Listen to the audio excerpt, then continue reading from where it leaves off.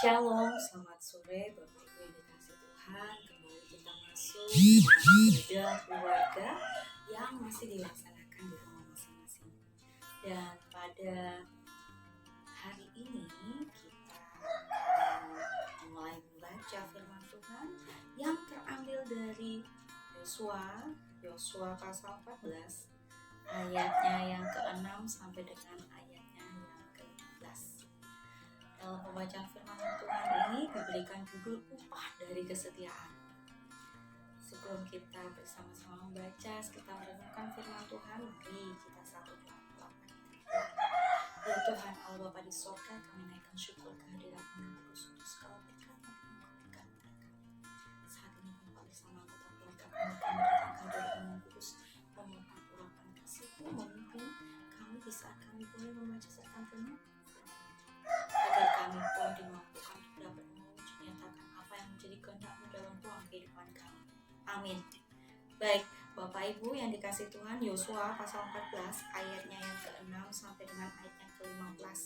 Di sini kita bersama-sama diajak untuk membaca sosok pribadi yang bernama Kaleb.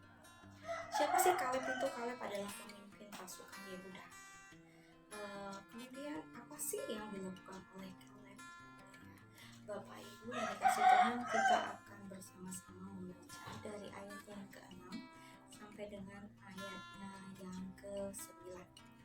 Katakan di sini, Bani Yehuda datang menghadap Yosua di Gilgal. Pada waktu itu berkatalah Kaleb bin Yefune orang Kemas itu kepadanya, engkau tahu firman yang diucapkan Tuhan kepada Musa abdi Allah itu tentang aku dan tentang engkau di Kades Barnea. Aku berumur 40 tahun ketika aku disuruh Musa hamba Tuhan itu dari Kades Barnea untuk mengintai negeri ini. Dan aku pulang membawa kabar kepadanya yang sejujur-jujurnya. Sebab sedang saudara-saudaraku yang bersama-sama pergi ke sana dengan aku membuat tawar hati bangsa itu. Aku tetap mengikuti Tuhan Allahku dengan sepenuh hati. Pada waktu itu Musa bersumpah katanya, sesungguhnya tanah yang diinjak oleh kakimu itu akan menjadi milik pusakamu dan anak-anakmu sampai selama-lamanya. Sebab engkau tetap mengikuti Tuhan Allahku dengan sepenuh hati. Bapak Ibu yang dikasih Tuhan, di sini kita bisa melihat bagaimana ya Kaleb bin Yefune dia memiliki hati yang begitu luar biasa setia. Setia sekalipun ia harus menghadapi begitu banyak ya kebohongan ataupun dia harus menghadapi begitu banyak tekanan di saat ia harus mengintai sebuah negeri dan dia harus menceritakan sejujur-jujurnya apa yang telah dilihat. Bicara tentang kesetiaan dan kejujuran, di dalam situ semuanya pasti ada risiko. Saat kita ingin menyampaikan segala sesuatu kebenaran, maka kita harus berhadapan dengan situasi siapa ya yang kita hadapi. Dalam hal ini ingin disampaikan kalau misalnya yang buat kesalahan itu saudara kita sendiri, yang membuat kesalahan itu sahabat kita sendiri, orang terdekat kita sendiri. Di saat kita dituntut untuk bicara jujur dan benar, maka kita akan berpikir begitu lama dan mungkin akan sulit. Banyak sekali pertimbangannya. Mana mungkin saya akan mengatakan sebuah kejujuran apabila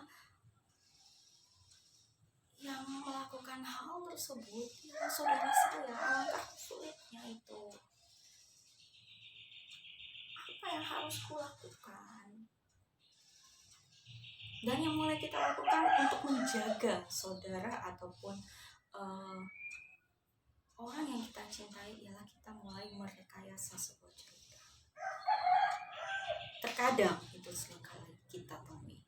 Tapi saat kita membaca firman Tuhan, yang dituntut di sini ialah kejujuran. Di dalam kesetiaan harus ada kejujuran. Mau itu buruk ataupun hal yang menyakitkan sekalipun harus dikatakan dengan jujur. Mengapa demikian? Karena di dalam kejujuran itulah kita dapat melihat kesetiaan seseorang. Bagaimana kita bisa mengatakan kita setia kalau kita sendiri masih berbohong dengan orang yang kita kasihi? Kalau kita sendiri masih menutup-tutupi kesalahan dari orang, sangat sulit, bukan? Baik, Bapak Ibu yang dikasih Tuhan, kembali kita baca di ayat yang ke-10. Dikatakan di sini, jadi sekarang sesungguhnya Tuhan telah memelihara hidupku seperti yang dijanjikannya. Kini sudah 45 tahun lamanya sejak diucapkan firman Tuhan itu kepada Musa, dan selama itu orang-orang Israel mengembara di padang gurun. Jadi sekarang telah berumur 85 tahun aku hari ini. Pada waktu ini aku masih sama kuat seperti waktu aku disuruh Musa. Seperti kekuatanku pada waktu itu, demikian kekuatanku sekarang untuk berperang dan untuk keluar masuk. Oleh sebab itu berikanlah kepadaku pegunungan yang dijanjikan Tuhan pada waktu itu, sebab engkau sendiri mendengar pada waktu itu bahwa di sana ada orang enak dengan kota-kota yang besar dan berkubu. Mungkin Tuhan menyertai aku sehingga aku menghalau mereka seperti yang difirmankan Tuhan. 10 sampai dengan ayat yang ke-12 mau ingin sampaikan bahwa saat kita mau berbicara tentang apa yang jujur, saat kita mau bicara tentang kesetiaan, saat kita mau bicara tentang melaksanakan tugas dengan baik dan benar, maka di situ semua ada sebuah apresiasi, ada satu bentuk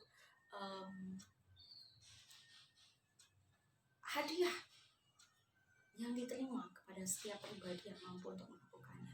Dan Bapak, Ibu, dan Saudara yang dikasih Tuhan, dari tugas dan tanggung jawab yang dilakukan oleh Kaleb inilah Tuhan telah menjanjikan sebuah daerah, sebuah pegunungan baginya apabila ia mampu untuk melaksanakan tugasnya dengan baik.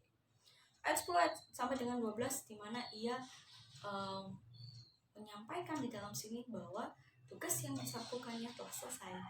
Dan dalam penyelesaian itu pun ia kembali mengingatkan, aku sudah menyelesaikan tugasku, maka sudah selayaknya untuk mendapatkan hal tersebut.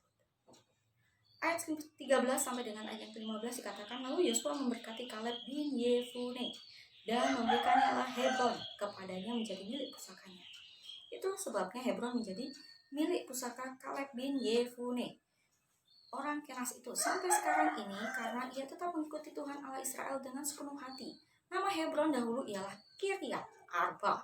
Arba ialah orang yang paling besar di antara orang Enak, dan amanlah negeri itu berhenti berperang. Bagaimana Bapak Ibu yang dikasih Tuhan? Firman Tuhan pada malam hari ini sungguh menyejukkan kita. Di tengah-tengah pandemi ini pun kita boleh menghadapi segala sesuatu pergumulan hidup yang begitu luar biasa, mulai dari kehidupan keluarga, pekerjaan, dan lingkungan di mana kita berada saat ini. Sikap kadang-kadang saling mencurigai dan takut untuk menghadapi segala sesuatu mungkin membayang-bayangi kita. Dari cerita ini ke itu ataupun bagaimana perkembangan yang ada, mungkin kita melihat segala informasi itu dengan sikap yang waspada, was-was begitu.